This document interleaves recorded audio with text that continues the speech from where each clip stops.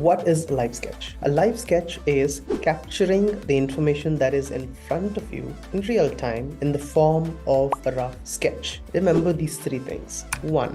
Recognizable. If you have sketched a classroom, then the viewer should be able to recognize that it is a classroom sketch. This pushes you to identify the elements that will make it look like a classroom. Second, it should be understandable.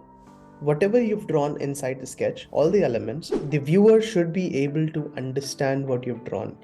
A dog should look like a dog. A table should look like a table that is used inside the classroom. Any mismatch here will create confusion in the mind of the viewer, and you'll not be able to communicate the story that you want to communicate.